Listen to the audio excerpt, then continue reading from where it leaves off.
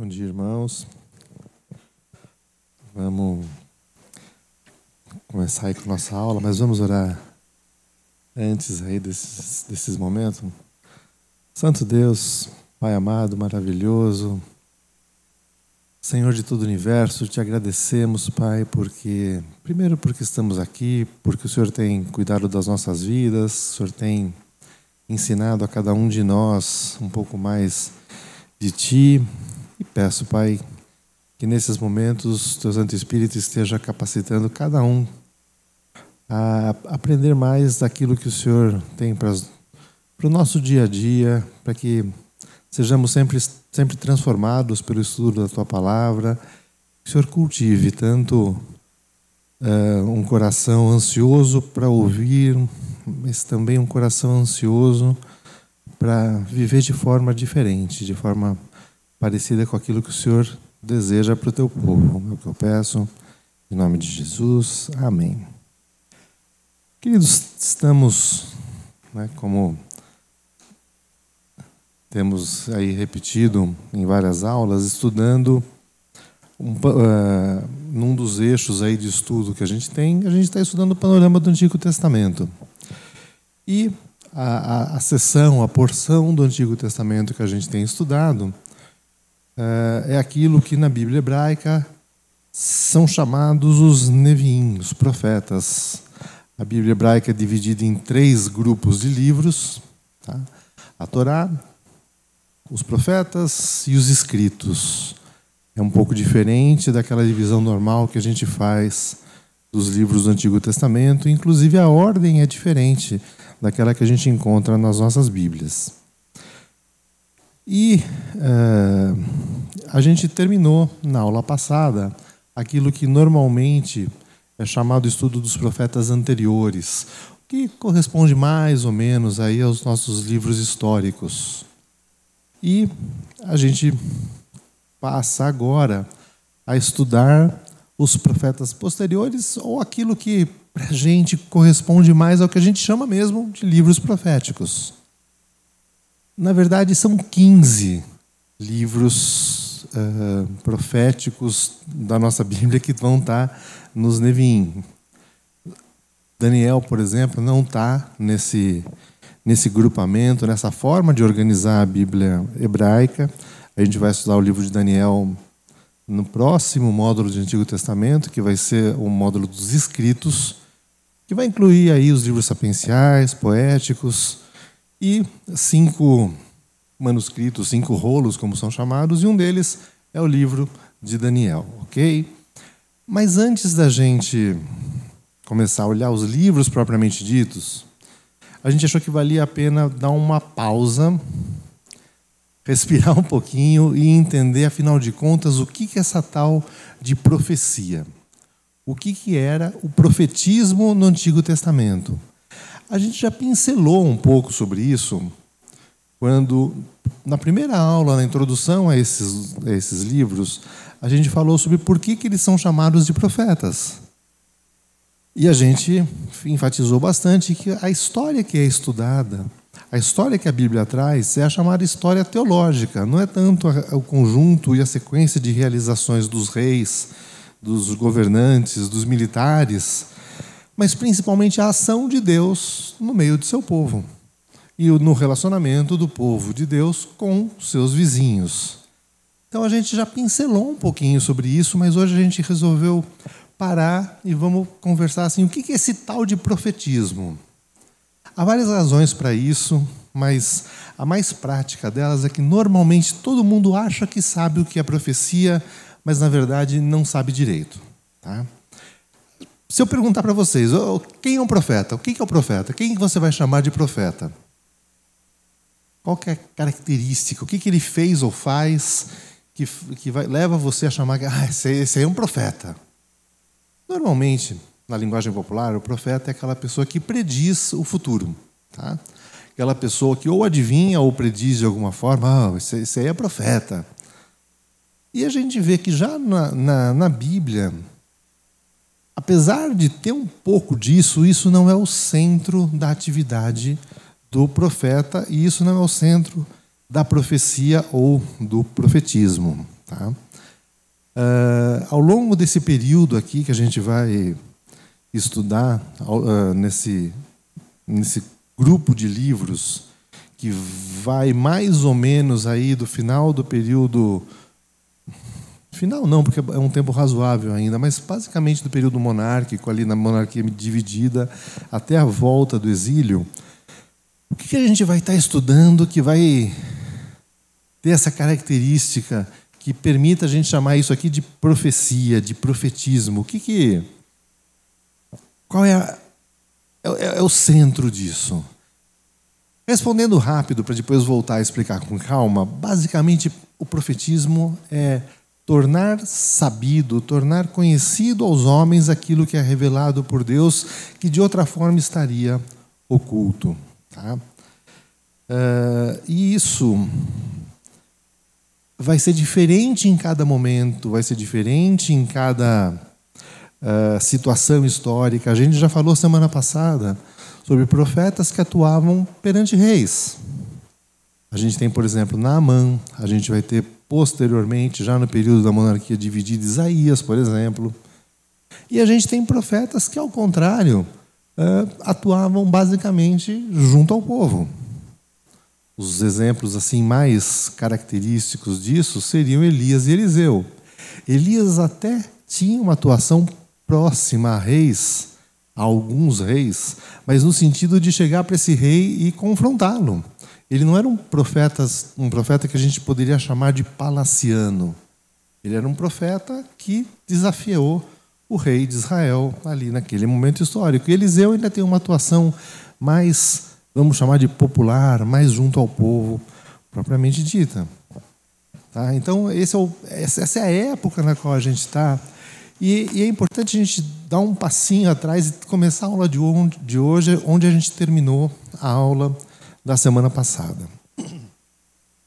Quem estava aqui vai lembrar, espero, que a gente falou sobre o reinado de Salomão. Na verdade, não foi bem onde a gente terminou semana passada, mas a gente usou Salomão como grande exemplo disso tudo. A conduta dos reis no período aí monárquico, ela era absolutamente contrastante com aquilo que Deus desejava deles. Eu escolhi Salomão como exemplo porque ele talvez seja assim o caso mais nítido, mais grave desse contraste entre aquilo que Deus espera de um rei e aquilo que o rei acaba sendo na vida real. Se vocês lembrarem, lá no Pentateuco ainda, a gente já tem uma porção, eu não vou me recordar se é Deuteronômio ou Levítico, mas acho que é Deuteronômio 17, quando fala, se não for Deuteronômio é Levítico 17, ok? Está lá. Que fala sobre advertências. Olha, quando vocês tiverem um rei, tomem cuidado que o rei não deve fazer algumas coisas. O rei não deve ter muitas mulheres, o rei não deve guardar ouro e prata, o rei não deve ter muitos cavalos, o que significava, no caso, desenvolver exército. Não é nada contra a criação de cavalos, propriamente dita, tá? Mas a questão de os cavalos serviam para quê? Uso militar. O rei não deve voltar a se relacionar com o Egito, porque eu tirei vocês de lá. Essas foram indicações que Deus deu para a época em que houvessem reis em Israel. Mais para frente, isso eu sei que vocês vão lembrar, porque a gente falou sobre isso há pouco tempo, lá em 1 Samuel 8, quando o povo de Israel foi até Samuel pedir um rei, Samuel consultou a Deus e trouxe as advertências de Deus para o povo em relação ao rei que eles escolheriam. Falou: olha, o rei vai cobrar impostos de vocês, vai fazer vocês trabalharem à força, o rei vai tomar seus filhos e filhas para serviços dele, o rei vai fazer assim, um monte de coisa que era para servir como um alerta para o povo de Israel. Olha, vocês querem realmente um rei? Porque o rei vai ser desse jeito. Você junta aquelas advertências lá do Pentateuco com as advertências de 1 Samuel e você tem o perfil assim do que o rei não deve ser. Adivinha quem entra em cada um dos requisitos de como um rei não deveria ser? Salomão. E é interessante que a gente vê em Salomão aquilo que os historiadores chamam do período áureo de Israel, um período de desenvolvimento econômico, um período no qual não havia fome, pelo menos para as pessoas que registram a história, não havia necessidade, havia poderio militar, havia riqueza. E Salomão vai fazer exatamente aquilo que era contraindicado aos reis. Ele toma centenas de mulheres, várias delas no sentido de realizar alianças políticas. Tem também um componente de fertilidade por trás disso, tá? Que absolutamente não é algo que se encontre no pensamento de Israel, mas se encontra sim no pensamento dos outros povos ali do Oriente Próximo. Esse componente pagão do culto à fertilidade, de ter vários descendentes e tudo mais. Salomão consegue errar nisso também. Salomão ainda ele cede à idolatria por conta dos deuses dos países, das origens das suas mulheres. Salomão vai desenvolver exércitos, Salomão vai acumular riqueza, Salomão vai desenvolver a burocracia, Salomão vai desenvolver cobrança de impostos, Salomão vai impor trabalhos forçados, ou seja, tudo aquilo que o rei não deveria fazer. O período áureo de Israel, para o historiador, é o período no qual isso mais acontece. Então a gente percebe que assim, Israel está destoando profundamente. Eu digo aqui Israel com alguma liberdade técnica do termo, tá? Eu estou falando tanto de Israel reunida, como estou falando dos reinos divididos de Judá e Israel depois. Isso se aplica a esse período todo, tá? Não vamos ser muito rigorosos com isso, não, que não, senão toda hora eu vou ter que falar rei, monarquia unida, monarquia dividida, reino do norte. Não precisa falar de Israel, porque é um fenômeno que se aplica aí a todo o período, a mais ou menos todos os momentos. A situação era, portanto, assim, calamitosa aos olhos de Deus. E vocês vão lembrar também que a gente enfatizou que a grande medida de um rei ser bom ou ruim não era o sucesso econômico dele, não era o sucesso militar, não era o sucesso como estadista, como administrador. A grande medida de um rei ser bom ou ruim era a fidelidade à aliança de Deus com o seu povo.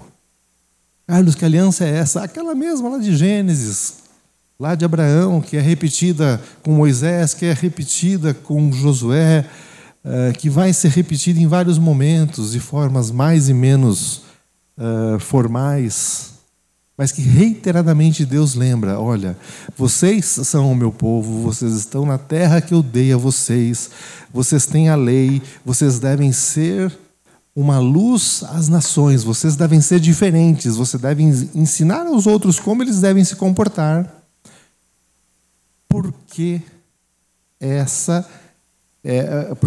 é o acordo, esse é o conteúdo do pacto de vassalagem. Israel deveria ser um reino vassalo do Deus e rei soberano e suzerano sobre eles, tá? Então, essa é a grande característica de um rei bom, a fidelidade à aliança. Consequentemente, a característica de um rei ruim, por melhor que ele seja sob todos os outros pontos de vista, é a fidelidade à aliança. E a gente tem aqui Salomão, um rei que, com certeza, do ponto de vista humano, talvez tenha sido um dos melhores de Israel. Afinal de contas, ele governou um período de afluência, um período de paz, um período de estabilidade, mas foi catastrófico do ponto de vista da aliança. O Walter Brueggemann, ele cita ainda uma questão que é extremamente sensível aqui. A gente tem que falar um pouco sobre isso, porque isso é muito importante. Salomão, vocês lembram que foi quem construiu o templo. Até aquele momento, onde Deus era adorado? Qual era o espaço? Qual era o ponto de intersecção aí entre céu e terra? Onde Deus habitaria? Era no tabernáculo. Habitaria no sentido do Antigo Oriente Próximo, tá? Era o ponto de encontro de Deus com o ser humano. Era o tabernáculo. O que era o tabernáculo? Era basicamente uma tenda que era transportável para onde o povo estivesse durante o seu período de nomadismo, no período que eles eram nômades. Agora, num período de estabilidade, finalmente decide-se por criar um templo, uma adoração estável a Deus. Tá? Deus está de acordo com isso? Deus não se opõe a isso, muito pelo contrário. Quando Davi pede para fazer isso, Deus deixa claro: Davi, teu filho vai fazer isso. Tá? Não se preocupa muito com isso, não. Não se preocupa em construir uma casa para mim, que eu estou construindo uma casa para você. Ou seja, a dinastia davídica. Né? Acontece que, no contexto do comportamento de Salomão, quando o templo é inaugurado finalmente, quando o culto é estabelecido em Jerusalém, acontece um efeito colateral aí que acaba sendo muito ruim ao povo de Israel. O templo, aquela estrutura religiosa, em vez de trazer, como trazia lá no período desde Moisés, a palavra de Deus como lembrança da aliança, como desafio à fidelidade, como sejam diferentes do povo ao entorno de vocês, se comportem diferente com o estrangeiro, com o pobre, na guerra, se comportem diferente. Isso muda o foco, e com o estabelecimento da religião em Jerusalém, do templo em Jerusalém, acaba acontecendo o efeito colateral de toda aquela infidelidade à aliança ser como que amortizada, ou talvez... Gente, qual que é a palavra quando a gente sente uma dor e de repente para de estar sentindo aquilo? Amortecido. Esse destoar é amortecido pela presença do templo. Como se a estrutura religiosa ali estivesse de acordo com aquilo que estava acontecendo do ponto de vista da qualidade ruim da monarquia de Israel. Ou seja, os sacerdotes, aqueles que oficiavam no templo, perderam essa característica que vinha desde a época do tabernáculo de trazer a palavra e a vontade de Deus para o povo. A vontade e a palavra de Deus para o povo não estava mais sendo transmitida pelo sacerdote, pela religião, vamos dizer, instituída. O Walter Brueggemann, ele cita um teólogo americano, um especialista em Antigo Testamento, dizendo que nesse período ocorreu algo que ele chama de paganização de Israel. Israel começa a se comportar em relação a Deus como um povo pagão com um Deus pagão. Ele cita aí, né, as evidências dessa situação: harém, opressão fiscal, exército permanente, fascínio pela sabedoria, trabalhos forçados.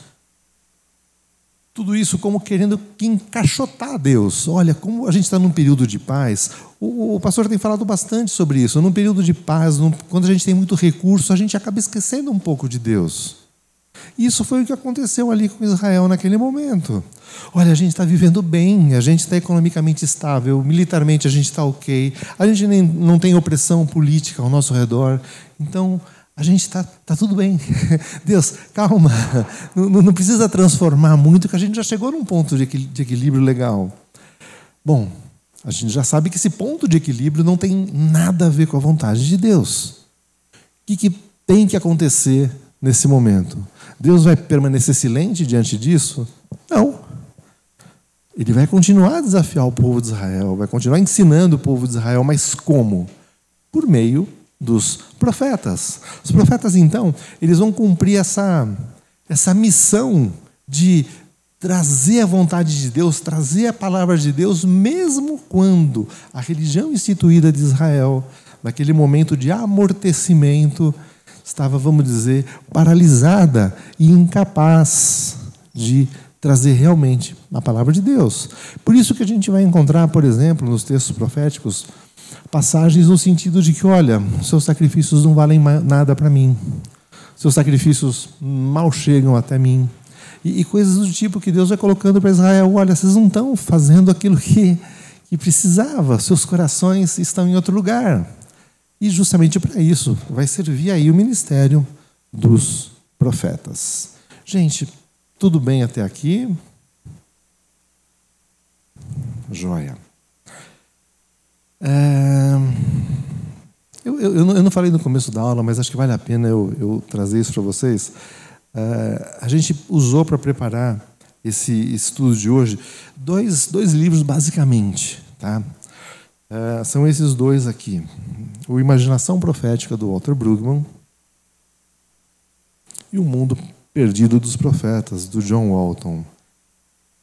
Eu menciono os dois, primeiro porque a gente fala muito dos dois, segundo porque eu não quero que fiquem pensando que eu estou arvorando a mim ter chegado a essas conclusões. Não, essas são as conclusões desses dois autores, ok? E assim, não tenho como recomendar demais a leitura dos dois. Bom, até aqui tudo ok, né?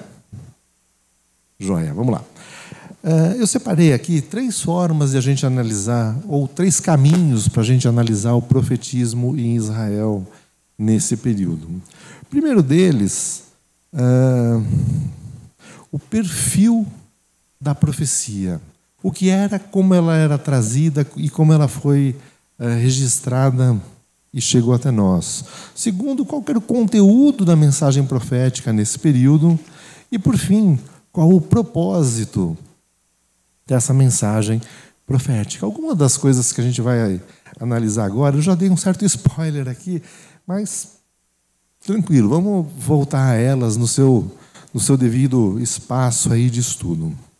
Vamos lá. Primeira dessas formas de analisar a profecia, o perfil delas.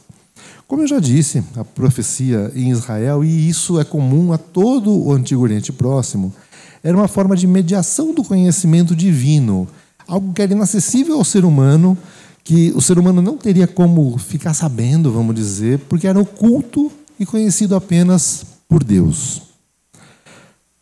Outros povos... Deixa eu só...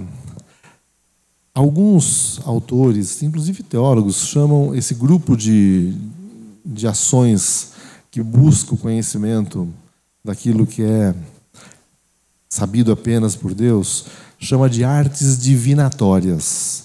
Eu acho o termo um pouco ruim, porque dá a impressão que é só adivinhação, e não é isso, tá? Mas é o sentido de conhecer o oculto. Fora de Israel, a gente vai encontrar artes divinatórias de vários tipos. A gente vai encontrar, por exemplo, os sinais dos astros.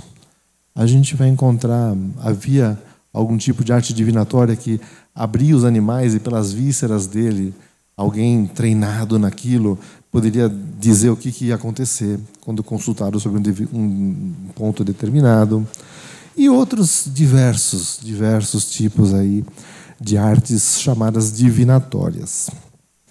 Em Israel, a maior parte desse conteúdo, desse tipo de mensagem das artes divinatórias é rejeitado, tá? A gente encontra isso na Torá com bastante severidade. E, basicamente, em Israel eram aceitos 2 tipos de meios de acesso ao conhecimento. Eu não queria chamar de oculto, mas vocês entenderam. Aquele conhecimento que é inacessível. Tá? É que se a gente fala oculto, já vai parecer que estou falando de ocultismo. Aquele conhecimento que é inacessível ao ser humano se não for revelado por Deus. Okay? As 2 formas de procedimentos para buscar ou para obter esse conhecimento são o lançamento de sortes, tá? Por exemplo, Urim e Turim. Por que ele era aceito? Porque, na verdade, o ser humano ele não decide nada sobre aquilo. Simplesmente lança as sortes e não tem essa ação humana para descobrir o que era consultado ali.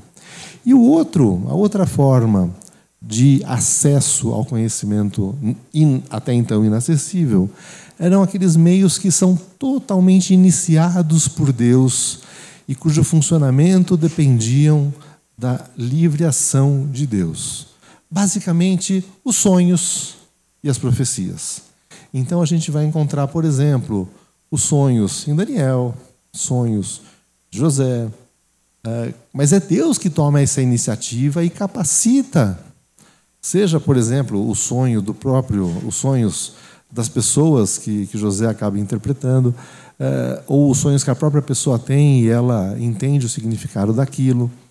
É Deus quem está agindo, não é o ser humano buscando, dando uma forma de saber aquilo que Deus está pensando, ainda que o ser humano peça a Deus a orientação e ela venha dessa forma, mas a ação, a iniciativa, tanto da comunicação como da interpretação do significado, é de Deus. Ok? Joia. Isso acaba tornando em Israel, a gente não encontra, por exemplo, aquilo que a gente vê principalmente nas passagens mais históricas. Por exemplo, o faraó tem lá aqueles sábios junto dele, que adivinham, que fazem coisas. Todos os reis do Antigo Oriente Próximo eram cercados por esse tipo de profissional, treinado para isso. Isso a gente não vai encontrar em Israel. Tá? Não tem o grupo dos adivinhos do rei, ou os sábios, sei lá, como tinha na Assíria, como tinha na Babilônia, como tinha no Egito, como tinha em todo o Oriente Próximo. Isso não acontece em Israel. E os oráculos aí em Israel, que são muito mais frequentes do que em toda a literatura do resto do Antigo Oriente Próximo, eram normalmente, originalmente, orais, tá? E compreensíveis às pessoas. A gente vai encontrar na Antiguidade muita informação sobre oráculos meio estranhos, ambíguos, que você pode interpretar de um jeito, pode interpretar de outro. Não era esse o formato normal dos oráculos proféticos em Israel. Normalmente o profeta traz uma mensagem clara, ele traz oralmente essa mensagem, e essa mensagem ela é ou compilada por outras pessoas ou organizada literariamente. Tá? Inclusive, havendo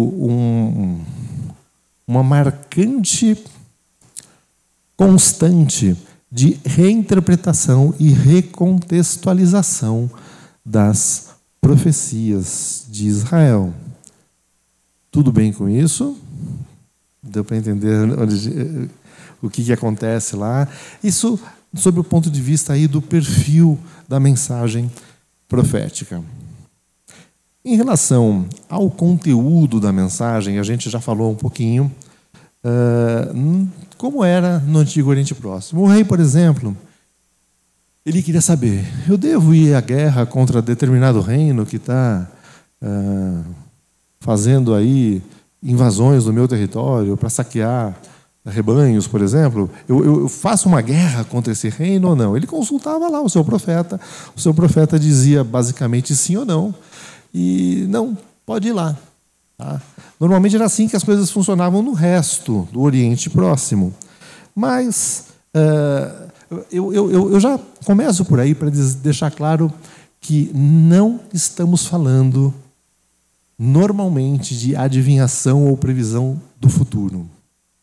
Tá? O que o rei queria? Saber o que ia acontecer na guerra? Não, ele queria saber o que ele faria. E frequentemente, olha, os deuses não são favoráveis a você, o rei ficava quieto. Ou então tomava uma atitude que mudava o favor dos deuses em relação a ele. Estamos falando do Antigo Oriente Próximo, não exatamente de Israel ainda. Então, nem nos outros reinos, nos outros povos, profecia significaria o conhecimento do futuro. Por que eu estou destacando isso? Porque, como eu disse no comecinho da aula, quando a gente pensa num profeta, a primeira coisa que vem na cabeça da gente é alguém que tenha acesso ao que vai acontecer num futuro imutável. A pessoa que sabe o futuro, e não é sobre isso que a profecia normalmente fala. A gente já vai ver a exceção daqui a pouco, daqui a uns 10, 15 minutos, mas normalmente o conteúdo não é esse, e não era nem nos outros povos. Tá? O profeta e isso eu tenho enfatizado, um porta-voz de Deus. Consequentemente, a sua mensagem, o conteúdo da sua mensagem é a vontade e a direção de Deus. Eu trouxe aqui uma citação do John Walton, de novo, tá? que os profetas ofereceram mensagens de Deus sobre o passado e o presente, tanto quanto ou mais do que falaram sobre o futuro.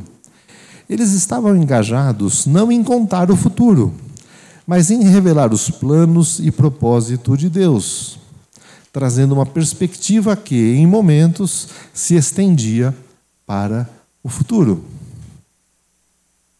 Gente, não é previsão do futuro.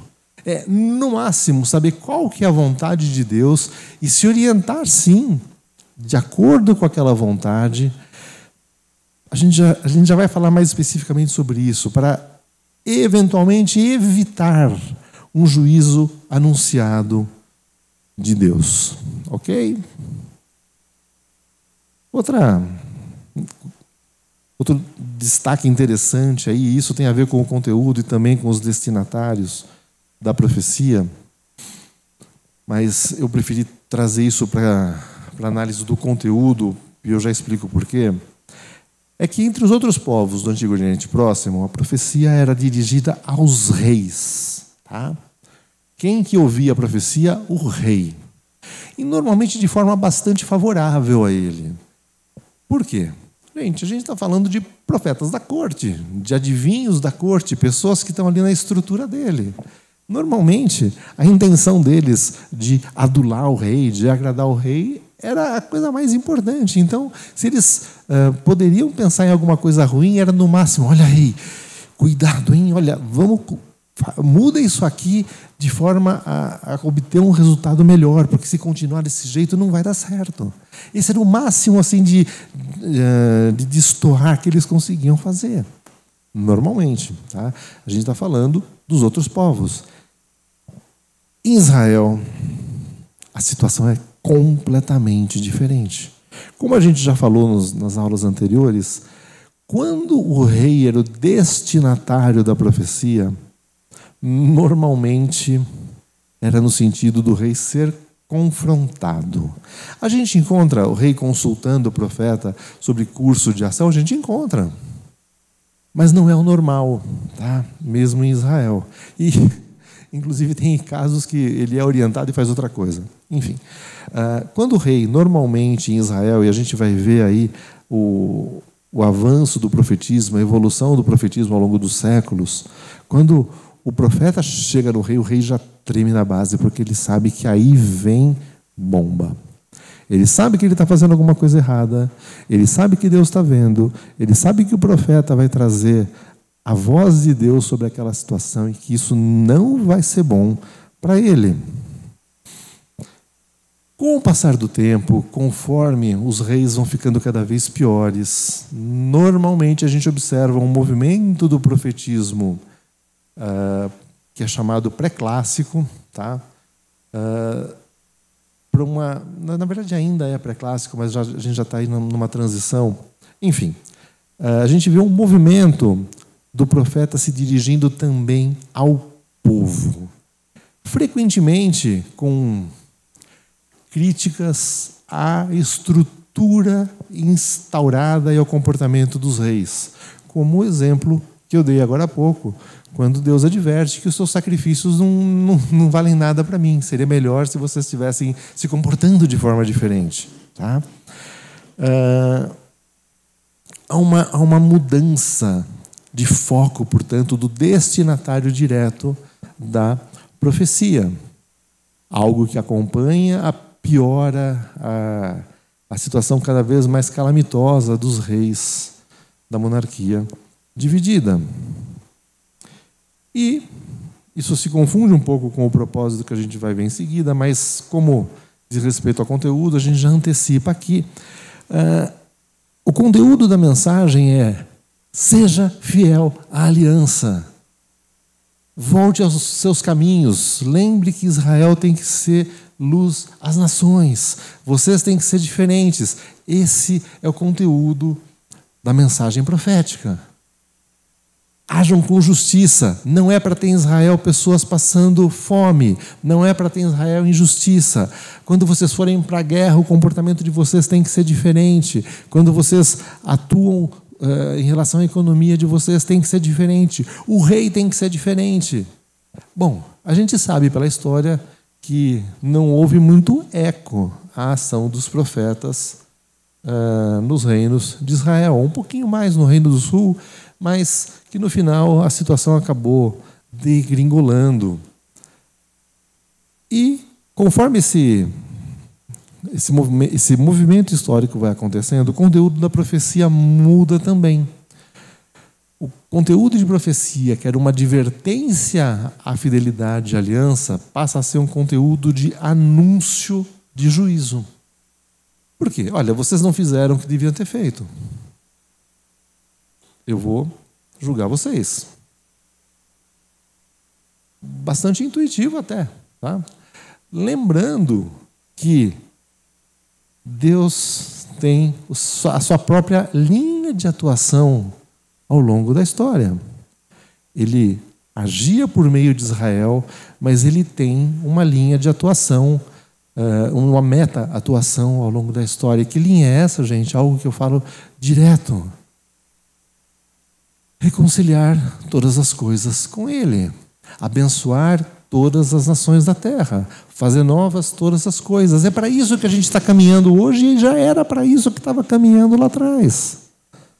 Israel já tinha a sua responsabilidade nesse mover de Deus. E quando Israel não está cumprindo o seu papel, Deus corrige Israel. E ele anuncia: vocês não estão me obedecendo, vocês estão sendo infiéis. Ele manda profetas para, de formas diferentes, na forma oral, como eu já disse, da forma escrita, como às vezes acontecia, até da forma, às vezes, cênica. Alguns profetas interpretavam como que teatros que ilustravam essa mensagem trazida de Deus. Vocês estão fazendo errado, vocês precisam se corrigir. Vocês não se corrigiram, eu vou trazer juízo sobre vocês. E o conteúdo da profecia vai ainda, transcende o juízo anunciado, passa pelo lamento dos profetas, quando é antevisto e vivido e sentido o peso do exílio, por exemplo. A gente encontra... Por que Jeremias, por exemplo, tem um livro que é de lamentações? Porque havia, naquele momento, porque fazia todo sentido lamentar naquele contexto de juízo de Deus sendo executado. E aí, lamento esse que é para conduzir ao arrependimento e é para conduzir à restauração. E aí surge aquele tipo de profecia que eu comentei agora há pouco, que não é tão focado mais no passado e no presente. Não é mais focado em lembrar o passado, explicar como a gente chegou no que está hoje e mudar a realidade, mas é focado mais no futuro, que é a apocalíptica. Qual que é a peculiaridade aí da apocalíptica? Olha, vocês estão... É que finalidade eu já vou antecipar o propósito, mas tudo bem, vamos lá. Vocês estão aí vivendo esse momento de desespero? Fiquem tranquilos, vai haver restauração.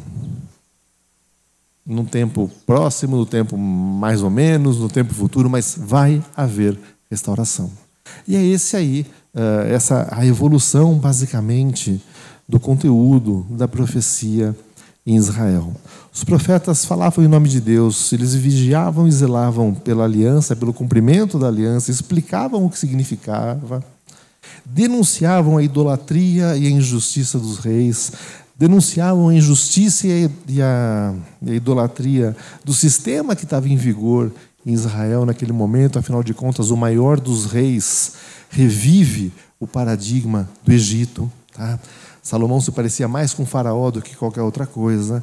E, denunciando a injustiça vivida, anunciavam, primeiramente, o juízo de Deus, lamentavam o juízo de Deus e traziam, por fim, o anúncio da restauração ao final de todas as coisas.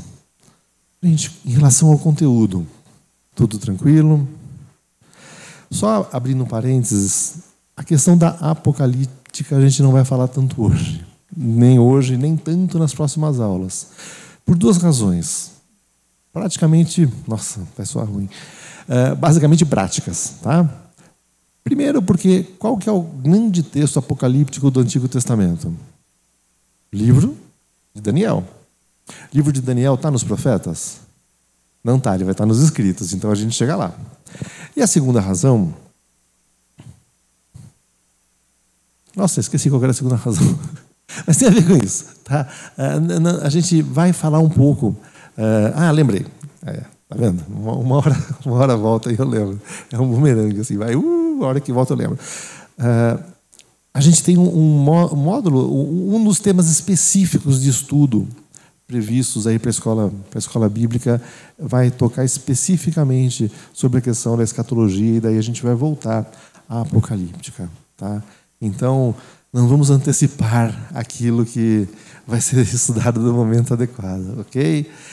No livro do John Walton, para quem gosta disso, ele faz um estudo aí bastante interessante, bem marginal, assim, ele não foca, ele não pega o livro de Daniel, mas ele já antecipa bastante coisa acerca da apocalíptica no Antigo Testamento, ok? Joia, vamos lá. O propósito da profecia. Como eu já falei algumas vezes hoje, eu vou falar de novo. O objetivo, gente, primeiro, não é prever o futuro. Ok? Gente, se vocês forem guardar alguma coisa da aula de hoje, se vocês tiverem que escolher, olha, eu só consigo guardar uma frase da aula de hoje, guardem isso. Profecia não tem nada a ver com o anúncio ou previsão do futuro. Profecia é o anúncio da palavra de Deus sobre algo que era oculto ao conhecimento humano. Tá? O propósito da profecia em todo esse período era reconduzir o povo e os reis à fidelidade ao pacto de vassalagem de Deus com o seu povo. Ok? É nesse contexto que os julgamentos são anunciados. Eu já antecipei isso no conteúdo, mas agora na parte do propósito isso tem que ficar bem claro na mente da gente. Por que Deus trazia essas notícias e por que a mensagem de Deus tinha esse caráter e esse conteúdo? Porque a intenção de Deus era conduzir Israel de volta à missão que Israel deveria ter. Eu já toquei em alguns assuntos aí, mas vamos voltar a eles agora. Tá? Por que a questão da injustiça é tão importante para os profetas, por exemplo? Por que a questão de como tratar o estrangeiro, como tratar o pobre, como tratar a viúva, como tratar as mulheres era tão importante para os profetas? Por que Israel deveria ser luz às nações? Consequentemente, onde havia a maior escuridão nas nações? Onde eram os pontos assim mais obscuros, mais odiosos do comportamento humano em todos os povos? No trato com os mais fracos. Isso acontecia em absolutamente todos os povos. Para trazer só um exemplo, tá? Bastante doído, porque é um assunto do qual eu não gosto, mas talvez seja assim um dos exemplos maiores de diferença da forma de se comportar, só para vocês terem uma ideia do que significava ser luz às nações. Tá? Um componente... O ser humano age de forma muito ruim em vários contextos, mas talvez um dos piores deles seja no contexto de guerra, ok? Não é incomum a gente ver cidadãos absolutamente normais, professor de escola, gente de qualquer... Assim, nossa, aqui no dia a dia dele era uma pessoa jóia, 100%, que coloca essa pessoa no ambiente de guerra, ela se transforma num animal. Tá? É pior que trânsito, gente. E aí, uma característica do comportamento de qualquer povo da antiguidade em guerra era a violência sexual durante guerras, ok? Isso tem até na literatura, tem na literatura do Antigo Oriente Próximo, tem na Antiguidade Clássica, não achem que os gregos eram melhores em relação a isso, os romanos muito menos. Se você acha que isso é coisa do passado, no século XX se encontrou não, isso não dava oculto, tá? Mas tanto o exército soviético durante a Segunda Guerra como o exército alemão na Segunda Guerra, havia documentos oficiais incentivando a violência sexual durante a guerra. Isso acontece hoje. Pega a guerra da Ucrânia, pega, gente, qualquer ambiente de guerra, a gente vai ver a violência sexual sendo profundamente incentivada até durante a ação de exércitos, como forma de humilhar o povo derrotado, como forma de tocar aquilo que é mais doído, mais sensível para eles. E a gente vê na lei de Israel um movimento completamente diferente. Você quer se casar você quer ter para si a mulher que você dominou ali, do povo que você é dominado, dê a ela um período de luto, permita que ela chore os seus familiares, case-se com ela. Gente, é completamente diferente, é completamente distoante. Eu poderia ter escolhido exemplos menos agudos, mas eu escolhi esse porque esse talvez seja assim, um dos maiores diferenciais do povo de Israel em relação àquilo que o cercava. E é algo que até hoje ainda seria luz para as nações, porque as nações não fazem isso. As mulheres são consideradas, num período de guerra, como espólio legítimo do exército vencedor. Não era assim em Israel há muito tempo. Israel deveria ser luz às nações. Quando Israel não foi, quando Israel cultivou a injustiça, e pior, quando Israel cultivou a injustiça sob a proteção da estrutura religiosa da sua época, que tirou a transcendência de Deus e substituiu pela imanência dos sacrifícios, ou seja, eu me desacertei com Deus, mas eu faço aqui um sacrifício e resolvo isso. Você não está se relacionando com Deus, você está caminhando ao sacerdote para que uma ação litúrgica dele supra a sua falta. Tá? Quando a transcendência foi substituída pela imanência até do relacionamento com Deus, do jeito que eles estavam propondo, era necessário conduzir com força, gravidade e seriedade de volta ao caminho de ser luz perante as nações. Esse era o objetivo da mensagem profética ao longo de todo esse período. Isso vai assumir versões diferentes no trato com os pobres, no trato com tudo. Isso vai assumir, por exemplo, a questão da idolatria. Quando os reis, por exemplo, alguns baniam a idolatria, mas não baniam os ídolos. Eles falavam, olha, oficialmente a gente não concorda com nada disso, mas a gente ainda permite aí que cada um viva da forma que achar melhor. Isso é registrado, isso é desafiado pelos profetas.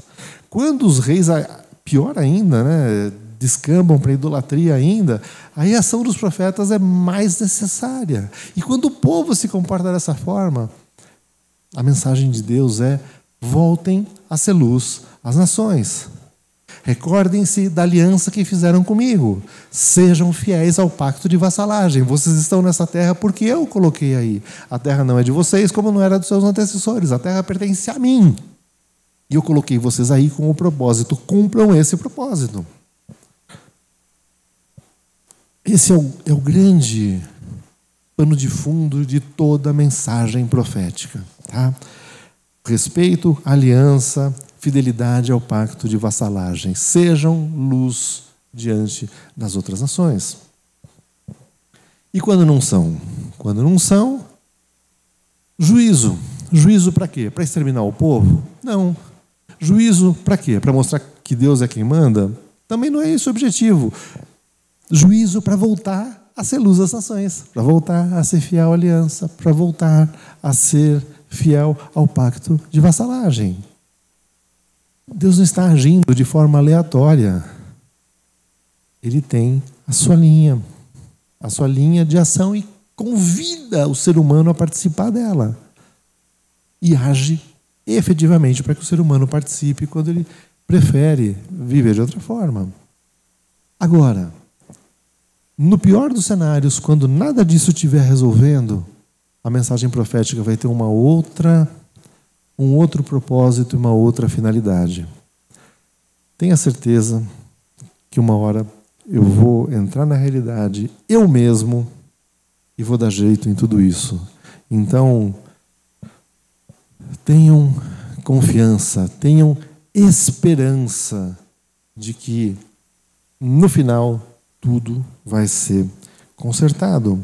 Como diz aqui o John Walton, nesse sentido, Israel não está apenas se recuperando das devastações dos impérios. Gente, prestem atenção no que ele termina falando. Mas os impérios estão sendo superados e substituídos pelo reino de Deus. Onde a gente vai terminar com isso tudo? Deus reinando, soberano, sobre todos os povos, sobre toda a realidade, sobre a terra, sobre todo o ser vivo, sobre toda a criação, refazendo todas as coisas. Se isso não traz uma melhoria na situação concreta do seu dia a dia, não se desespere. Deus ainda é o Senhor de tudo, Deus ainda está no controle, Deus ainda garante a você que pode ter esperança, por pior que esteja, eu vou acertar tudo isso, porque o meu reino é que vai prevalecer. A profecia, então, deixou de ser instrução e passou a ser esperança a quem não tem mais esperança em absolutamente nada.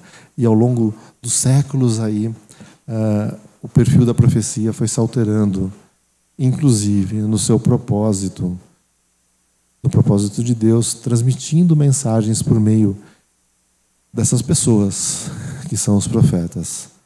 Primeiro, desafiando-os à fidelidade. E por fim, quando não tiver mais mudança possível no concreto da história, tenha certeza que Deus ainda vai intervir, vai fazer todas as coisas serem colocadas de volta nos seus lugares, porque Ele vai finalmente reinar. E a profecia, então, aí acaba chegando naquilo que a gente chama de apocalíptica. Gente, tudo bem. Eu não falei quase de profeta específico nenhum, porque a gente vai passar para isso a partir da aula que vem, mas eu busquei as linhas mestras aí por trás do que está acontecendo nesse período histórico e nesse conteúdo tão desafiador da palavra de Deus, que são esses, nesse caso, esses 15 livros proféticos, dos quais a gente vai passar a tratar a partir da aula que vem. Gente, tudo bem com isso? Alguma colocação, pergunta? Tudo? Vamos lá.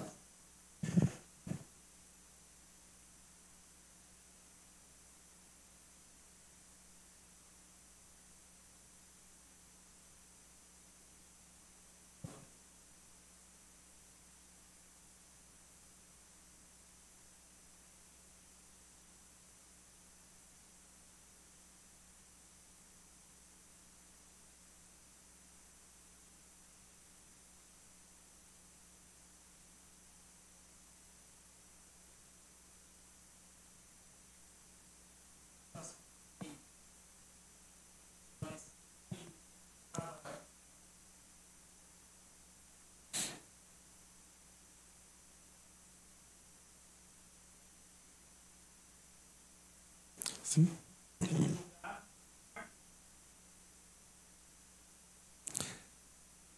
Juliano, existe uma tensão em relação a isso, tá? A gente não vê um arrependimento em massa do povo de Israel em momento nenhum. Tá? Isso não é relatado nos livros. Eles basicamente seguem o exemplo dos seus reis. Basicamente. Só que a gente tem o grande destoar. Aliás, assim, talvez o fio histórico melhor para a gente falar sobre essa mudança do profeta perante o rei, do profeta contra o rei, do profeta perante o povo, seja Elias e Eliseu. E é justamente, especialmente nesse fio histórico de Elias e Eliseu, que a gente vê a questão do remanescente fiel. O remanescente fiel alterou a história do ponto de vista humano? Não. Não. Dizer que porque os reis que pesavam, a questão da representação, eu acho que não é só isso. Eu acho que tem a questão, primeiro, do exemplo, tem a questão, segundo, da estrutura criada. E a gente não vê realmente em Israel um grande destoar no sentido da fidelidade do povo em relação ao seu rei. O que a gente vê quando Israel destoa, normalmente é por um outro caminho ruim. Quer mudar o rei, a gente vê golpes sobre golpes, na verdade mais palacianos até, né? Que aí já é uma oposição interna ao rei, mas a gente não encontra muito esse mover do povo se arrependendo e confrontando o rei em relação a isso. Existe sim o remanescente fiel, isso, mas em tensão e passando por tudo isso. Aliás, é do próprio remanescente fiel que normalmente vem a figura do profeta. Mas não existiu. Poderia ter existido? Poderia. É relatado? Não. Aconteceu? Pelos relatos que a gente conhece, não. Com certeza.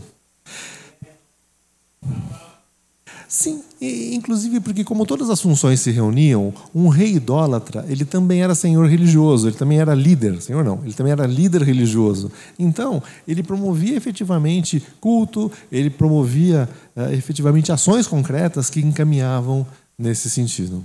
E a gente não tem, ao contrário do que vai ter no Novo Testamento, a gente não tem um relato consistente da ação cotidiana desse remanescente fiel em Israel, principalmente. A gente vai encontrar um pouquinho quando estão no exílio, tá? Mas em Israel, muito pouco. A notícia dele, em tensão com a estrutura, com aquilo que permanece, mas não a ponto de reverter, vamos dizer, o julgamento de Deus. A gente estava sozinho. Não está sozinho. Não. E o interessante é que o caso mais emblemático aí da alteração do juízo de Deus é perante um povo estrangeiro, que é Jonas em Nínive. Então, assim, é um povo assim, do qual não se esperava nada e mudou, e aí Deus reteve o seu juízo. Mas em Israel não há relato histórico acerca disso, apesar da gente saber, sim, que esse remanescente estava lá. Ok, gente? Pois não.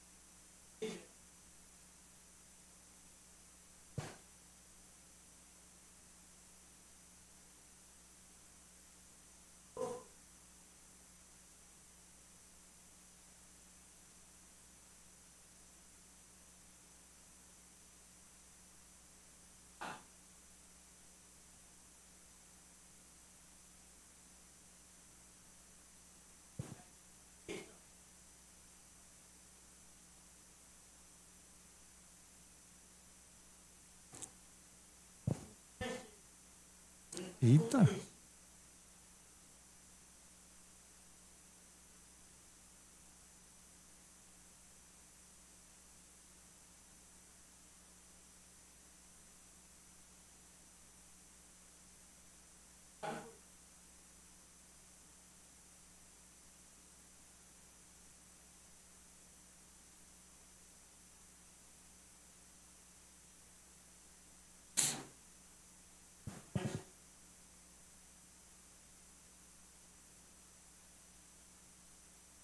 Tá?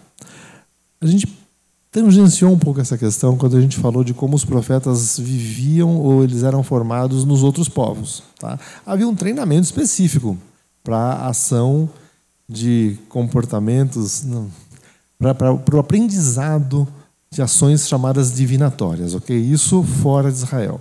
Em Israel, a gente não tem informação acerca disso. O que a gente tem? A gente tem, sim, que são pessoas escolhidas por Deus, capacitadas por Deus para transmitir a sua vontade.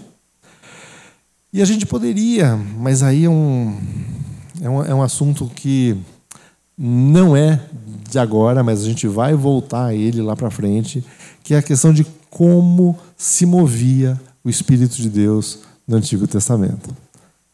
Sobre isso, tem muita informação, muita literatura. Pessoalmente, tá? Eu acho que é totalmente indissociável do ministério profético a gente entender o Espírito de Deus agindo naquelas pessoas. Porém, e aqui com todas as ressalvas e que a gente vai estudar a pneumatologia para frente, eu não vejo, eu também vejo, eu ia construir de outra forma, mas eu vejo a ação do Espírito de Deus, inclusive, sobre condutas que normalmente não são associadas à atividade tão espiritual, como, por exemplo, a gente encontra naqueles artesãos que prepararam coisas para o tabernáculo, por exemplo. Tá? O vocabulário utilizado é basicamente o mesmo, mas eu digo isso com toda a cautela e com a promessa. A gente vai voltar a esse assunto mais para frente. Tá? De qualquer forma, não há um histórico de como se formava, como surgia um profeta em Israel. Nos outros povos, a gente tem. Eu acho que a gente pode, e aí sem medo de errar, dizer que a ação é tão de Deus que Ele escolheu e Ele capacitou e Ele transmitiu a mensagem àquelas pessoas. Eu digo isso para criar um contraste com momentos, por exemplo, no qual pessoas como Saul foram cheias do Espírito de Deus. Tá? Ali era um tipo de ação que não era... Ele profetizava, mas não é o tipo de profecia... Ele profetizava, não, ele profetizou. Mas não é esse o modelo do profeta e do profetismo em Israel normal. Tá? O que a gente sabe é que não havia assim, o treinamento de alguém nas artes divinatórias como havia nos outros povos. A capacitação era individual ali. Ainda que a gente vai encontrar profetas, de certa forma, cultivados aí no ambiente palaciano, como, por exemplo, Isaías. Ok? Ou seja, não tem uma resposta exata para isso, mas tem essas linhas gerais aí. Do que não é, do que é diferente de outras situações nas quais a gente tem um contexto.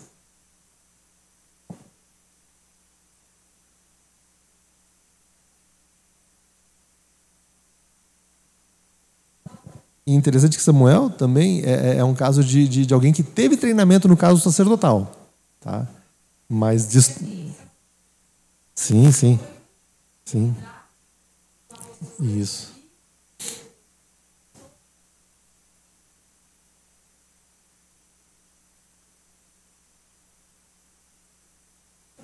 É Deus, exato, sim. Sim. Tanto que assim, é que assim, a gente não pode deduzir da ausência de relatos de treinamento que isso não havia, tá, totalmente. Mas não é o que a gente observa realmente. A gente não vê. Exato.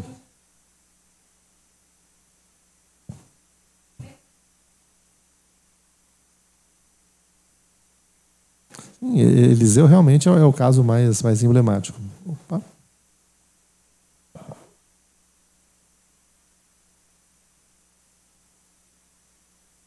Sim.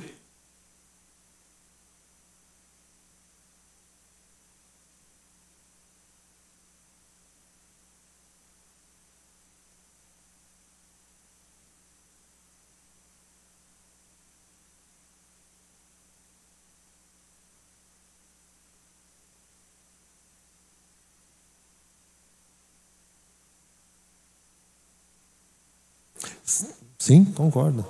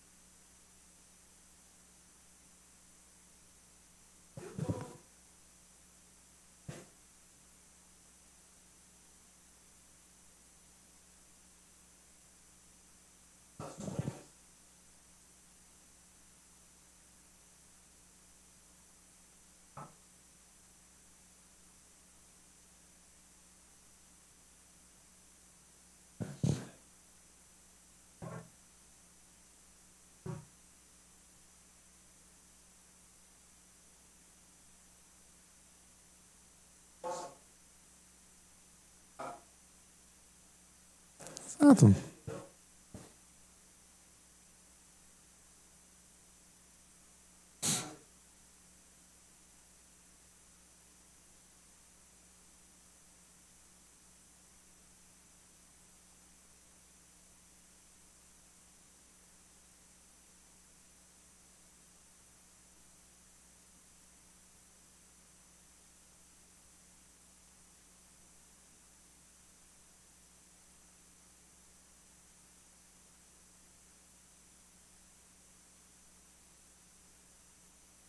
Sim.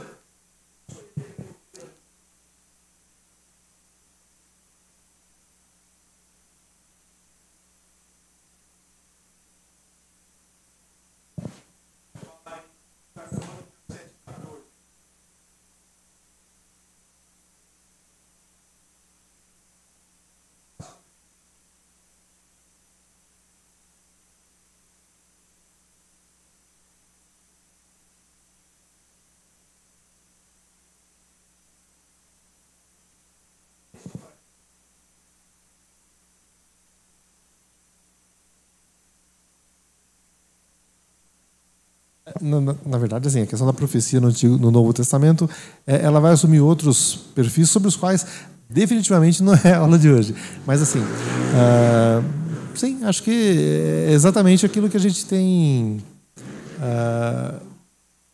O caso de Moisés, até como a gente está estudando os Neviim, não é o foco assim de hoje, mas sim, a atuação profética, com certeza.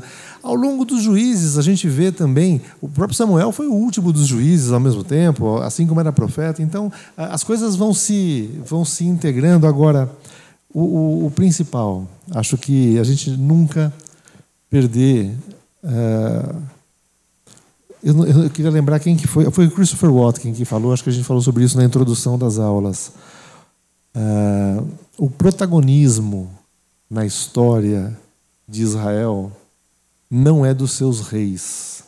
Os reis agindo bem, os reis agindo ruim, é Deus quem está governando ou controlando o caminhar da história.